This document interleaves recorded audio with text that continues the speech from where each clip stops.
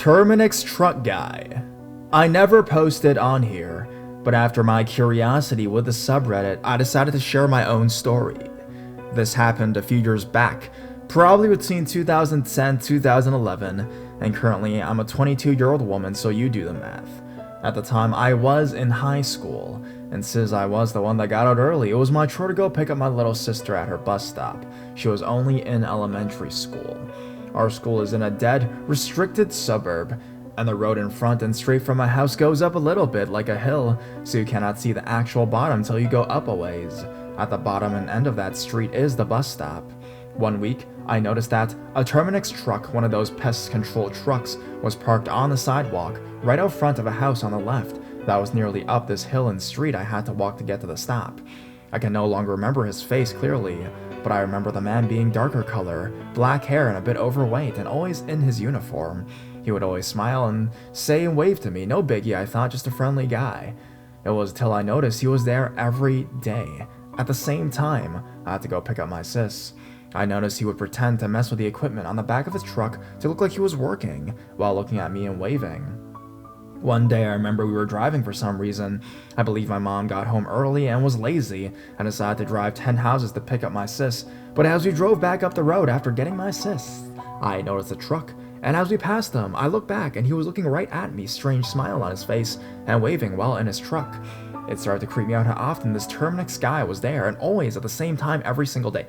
Always pretending to work. He never walked up the driveway to that house, never entered it, or had equipment out, and there was never an owner, home, or car parked in their driveway at the time, so I found that odd.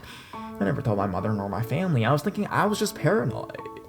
One day, I finally felt uncomfortable enough to walk up the hill with my dog. She's a rat terrier, but I know would do something if anything were to happen, at least bite and bark because she is protective. I got her on her leash, walked up to the road, right on schedule.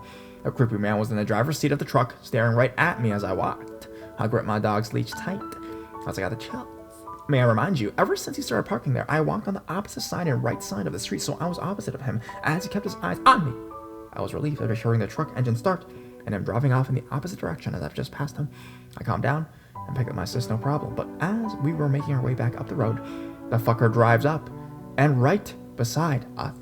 He must have driven around the block to where he can then drive back up this road. He drove slow, really freaking slow, to match our speed and just stared. I had no idea what to do. I held both my dog's leash and my sister's hand really tight and kept thinking on what to do if the creep stopped or something like that. It was 3:20 p.m. and it's in Florida, so it's bright and sunny. No way would he actually do something, so I kept my cool. Thank God my aunt was outside our house. I have no idea why, but at least she must have been seeing this guy as much as I do since she lived with us, and must have felt something uncomfortable that day as well. As soon as we made it to the top of the road where you can see the house, she spotted him, and he spotted her, giving him the death stare. He immediately picked up his speed and drove off, never to be seen again. As she was about to call the cops, she tried to get his plate, but no luck. Every time I see a Terminix truck, I shudder. I remember that long week, and that day. I'm glad I was vigilant even back then to notice things like this. My aunt passed away in 2012. I wish I could have thanked her more and asked how she knew. Who knows what would have happened if she wasn't outside to look out for us. We never reported it to the police, since we never got the plate and he never showed up again. Let's never meet again, you sick pedo. I only hope he was caught before ever doing anything.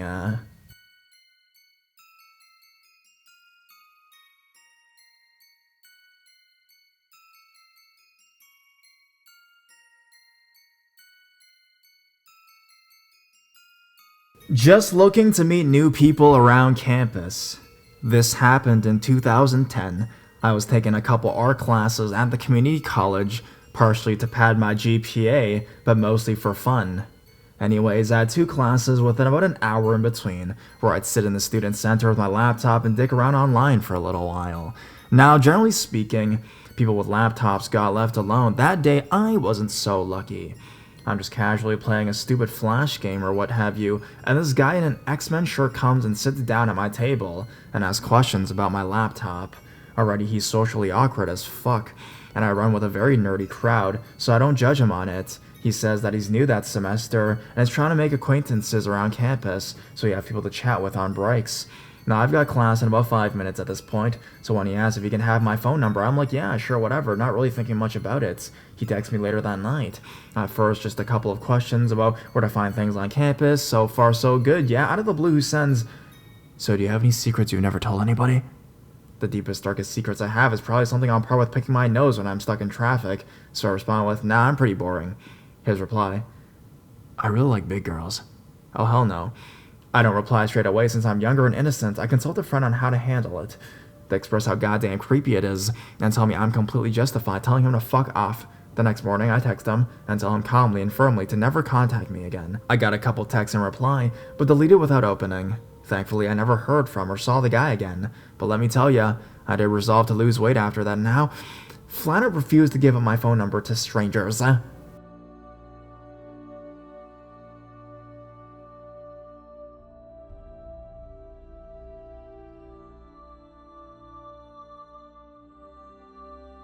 Man with very hairy hands. This happened in 2010 when I was having my best friend at the time for a sleepover. I was 11. We did the usual stuff, build Legos, play video games, and the most important part of the night at a friend's house, telling scary stories. Not anything too scary, the usual guy with a hook hand kind of stuff. We started to hear something tapping on the window. I brushed it off as being a squirrel. I live in Texas, so the only reason for someone to do that is that they have a death wish, because almost everyone has guns here. Anyways, hours went by, and both of us fell asleep, only for me to be woken up by the tapping on my window again. So I did the worst possible thing ever.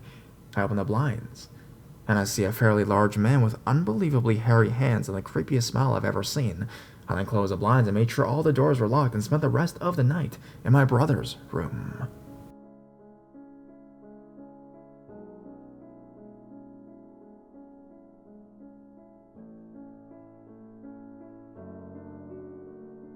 The Tramps Den. This happened in the summer of 2010, and to be honest, I'm still petrified about this experience. I'm a 15-year-old male now. When I was 9, this happened. At that age, I was always frightened about murderers and bad people. I was taught about stranger danger by parents and all that shit. At the time, there was a huge rumor around my town in England about a homeless crazy man living in the woods at the side of the field at my local park. The park was set out like this.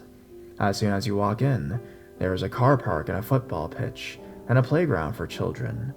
Behind this was a field that had concrete footpath around it. There is a metal fence on the side of the footpath, so you cannot go through the woods. This summer, someone had bent a specific part of the fence around the bottom of the field. This meant that anyone could fit through and adventure through the woods. The rumor of the homeless man then began, and as a 9-year-old child, I was quite scared about going in. Lots of other children in my class at the time were talking about it. Some even had the guts to go in, and made up what I thought were lies, saying that they saw the guy sitting in there holding a knife, that kind of bullshit. Me and my best friend at the time, Kyle, we were planning on entering there in daylight, of course. It was a hot Saturday morning. The park was full of children and parents, so we thought that if we desperately needed help, then we would run to them. We walked through the bent fence, and I must admit I was afraid at this point.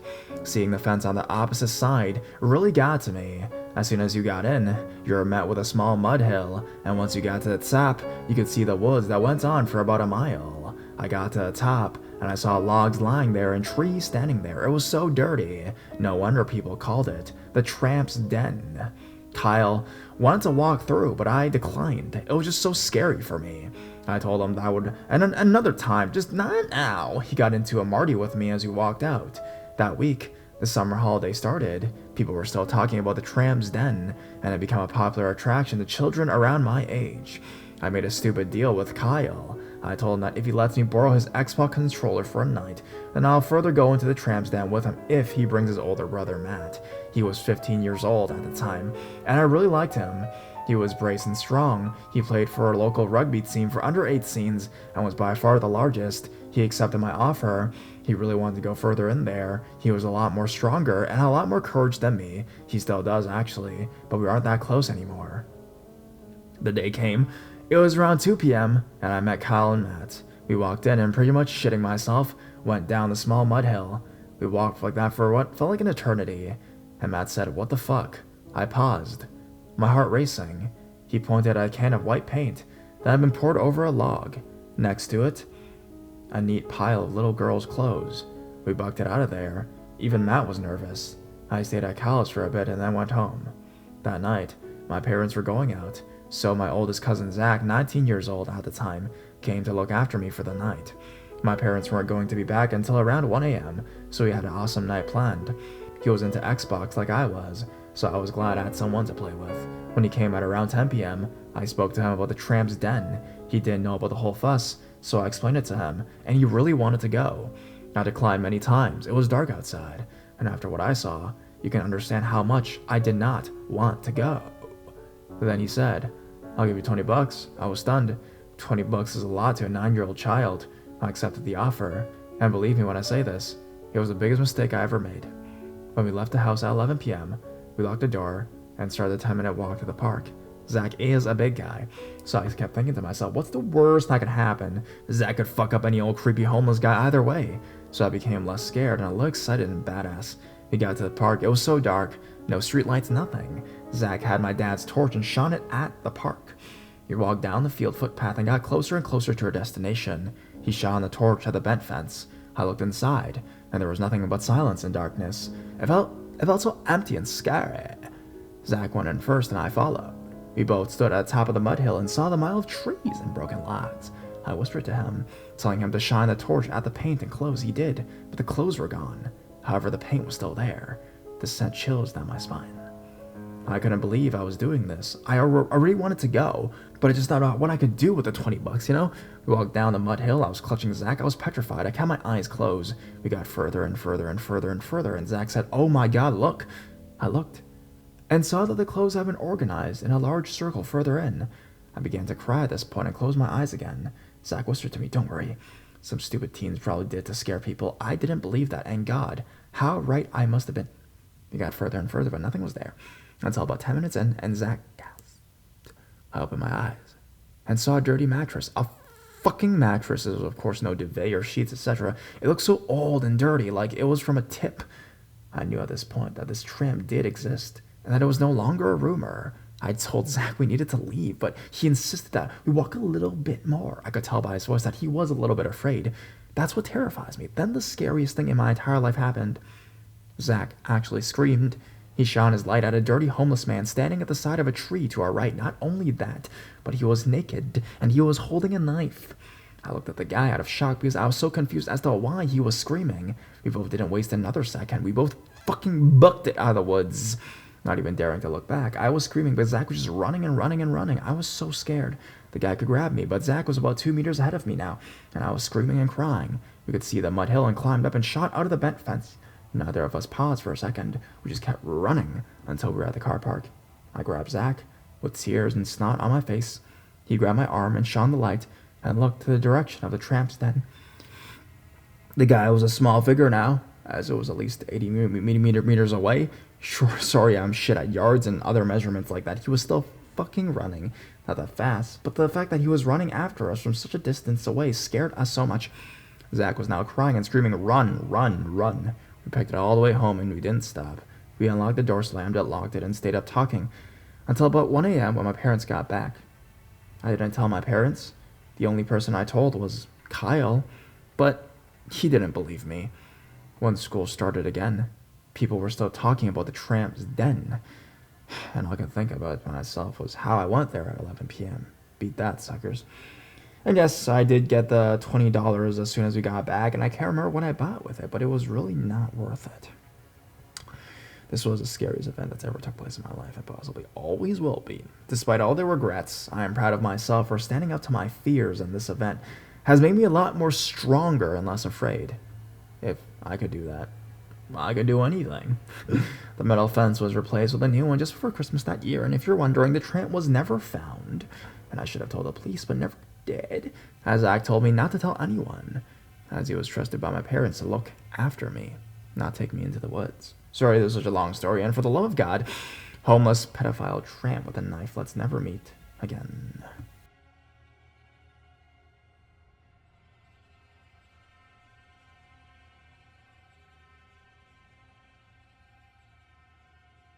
Trust your gut when hiking in the woods. So a few months ago, I was out hiking with my friend.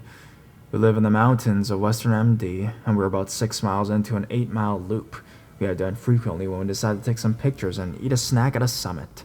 This area of the trail had a park benches and tables and a parking lot. We were sitting and talking, and I noticed a man just walking around the parking lot alone. He was walking aimlessly and staring at his feet. What confused me was that he was in jeans and a button-down shirt, not exactly hiking attire, to be honest. Just as it off on the last 2-mile leg of the loop, this part goes downhill to the headquarters of the park and is cut out of the mountain back. The end of that leg is the parking lot where our car is. You don't have a lot of visibility from the trail, and you have to walk single file. I was walking in front and talking to my friend. I turned to look at her, and I see the same man right behind her, following at a really close distance. I immediately got a gut-wrenching feeling. I noticed that he didn't have any pack or hiking gear, and was not even wearing boots. Something about his eyes really spooked me. So a bit more walking, and he continues to fall very close. I say to my friend that I had to tie my shoes as a reason to step off the trail and let him pass us, in case he is only following closely because he wants to go faster than we are. She immediately catches on to what I'm doing, and we pull over. He looks startled, and she says hello politely. He just stares. This is when I notice that he is carrying a stick. As I'm filling with my shoe, she stands between us and he passes us. We wait to give him some distance ahead of us, but he immediately slows down. We wait for a bit longer, and he gets to the furthest part of the trail that has sight lines to us, and he turns around, looking up at us. We decide that something feels too wrong about this guy. We don't want to have to pass him again, so we turn around and walk back up the trail towards a park with the tables and parking. A few minutes of walking up the trail, I look back and see him walking up the trail too. He's following us. I tell my friend to walk faster. We book it up the trail and get to the parking lot area where we were at before. We start to strategize on waits, deciding that we'll wait to see if he comes back up the trail to the lot. There are more people around here, so we felt safe waiting it out, I guess. About 20 minutes go by and nothing. We were talking about how that can mean that he kept going on the trail and is long gone, or is waiting on the trail where it is more deserted. We don't know. We see a couple come up from the trail where we were, presumably taking the loop in the opposite direction that we are. We approach them and ask if they saw anyone on the trail between this lot and the next. They tell us they saw a young man sitting on a rock about halfway down. They describe the man who was following us. We explain our interaction with him to the wife. I get into a conversation back and forth about whether or not he was a threat.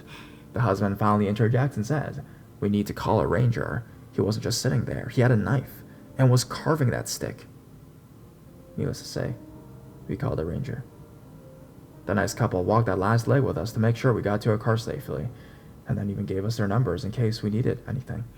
The rangers then walked the trail, but there was no sight of him. I wish I knew where he went and what happened to him, but I'm glad to know that my instincts are legitimate. So creepy knife-carrying man in the woods, let's not meet again.